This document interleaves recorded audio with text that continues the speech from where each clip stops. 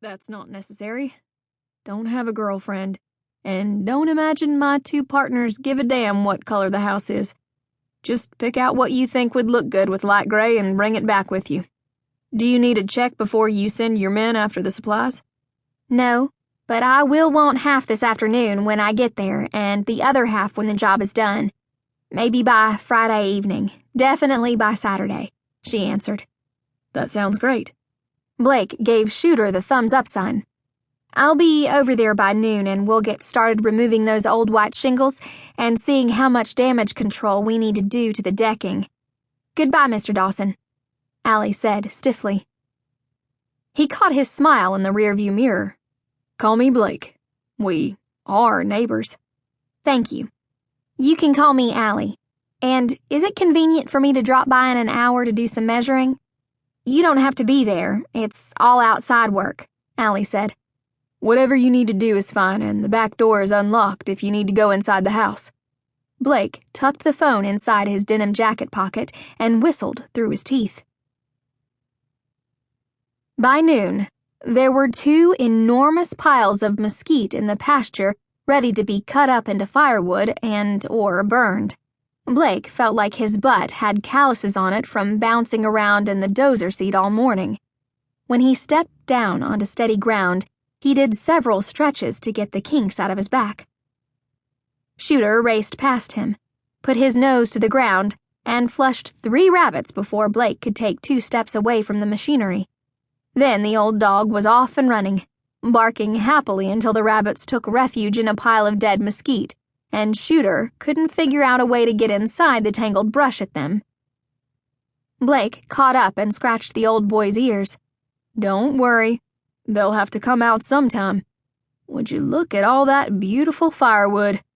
We'll bring the chainsaw out here real soon and tear up their hiding places. The wind had gotten colder since he'd started work that morning. It was so cold that it burned his lungs when he took a breath, so he pulled his coat collar up over his mouth and nose. Shooter backed his ears and took off for the house in a dead run.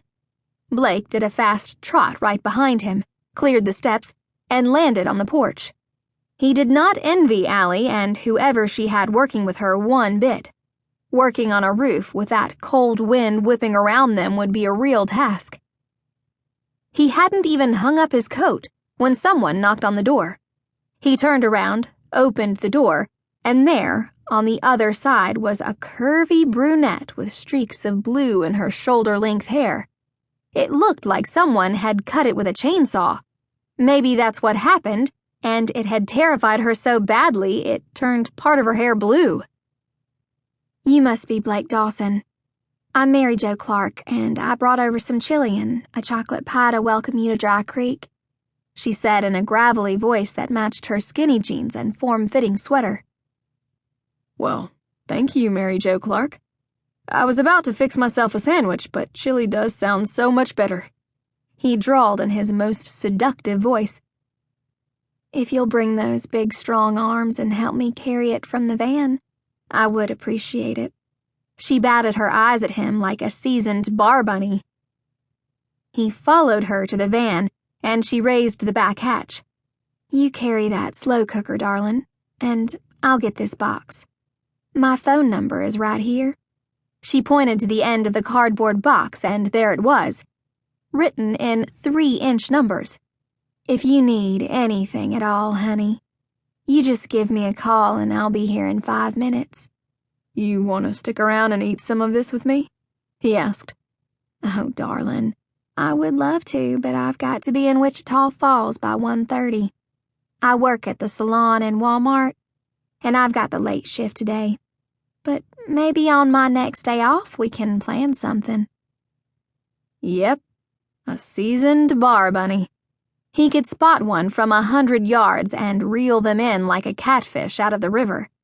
And by damn, Mary Jo was proof that he hadn't lost all his luck with women. It was Allie Logan who couldn't be swayed with his pickup lines, not the whole damn female population of Throckmorton County. He wiped his brow and then remembered that he really wanted to leave the wild cowboy ways behind him. Get thee behind me, Lucifer.